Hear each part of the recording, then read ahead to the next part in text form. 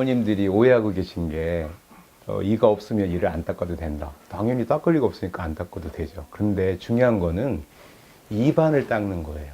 그러니까 음식을 먹고 나면 혀에도 설태라는 것들이 끼기도 하고 입안 점막에 찌꺼기들이 끼게 됩니다. 원래 피부 조직은 한 일주일 정도 자라면 저절로 떨어져 나가는데 그런 것들이 음식을 통해서든 닦아내든 것을 통해서든 닦여져 나가야 되는 거예요. 그래서 아이들 왜 목욕시키시잖아요. 목욕시킬 때 똑같이 입안도 같이 닦아주셔야 되는 거죠.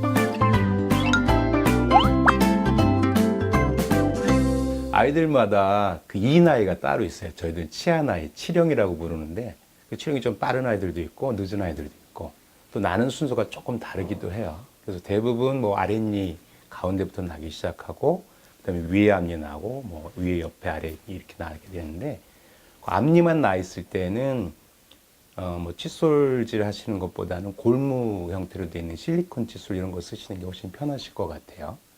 대신 어금니가 나기 시작하면 이제 골짜기가 생기거든요. 골짜기가 있을 때는 보통 어린이용 칫솔을 쓰기 시작하셔야 됩니다.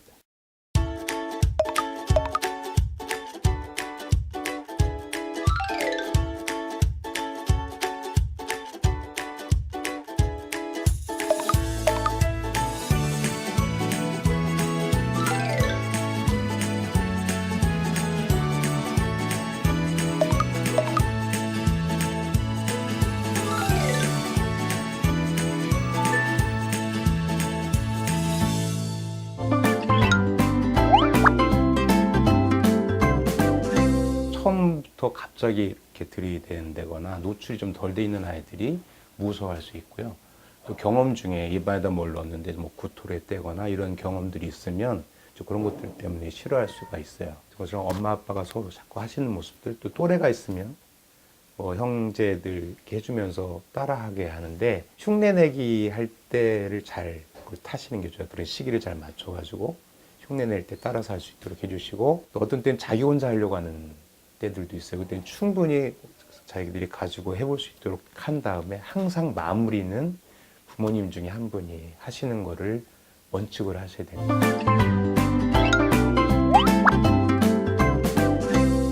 어린이용 칫솔을 선택한다고 하지만 실제로 어린아이 이를 닦아주시는 분은 부모님이거든요. 그러니까 부모님이 가장 닦기 좋은 칫솔이 좋은 칫솔인 거예요. 어떻게 보면 손잡이가 너무 두꺼우면 안 보여요. 그러니까 제일 중요한 거는 부모님들이 치아를 보면서 닦는 거예요. 치아 표면은 적어도 칫솔이 한 20번은 지나가야지 다 닦인다고 보거든요.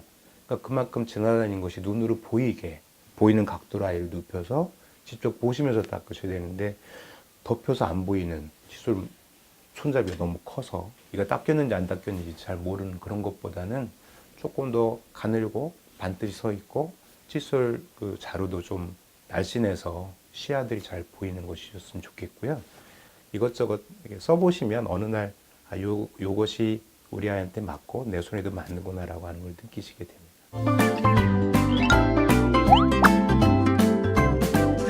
칫솔은 제일 중요한 거가 자주 바꾸셔야 됩니다. 뭐 비싼 칫솔 가지고 오래 쓰는 것보다는 저는 조금 싼 칫솔로 더 자주.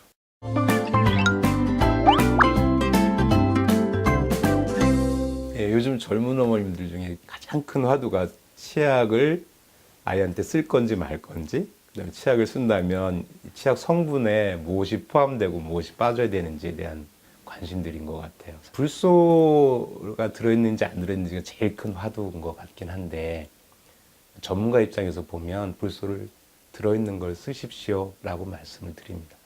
소량을 자주 쓰시는 거예요.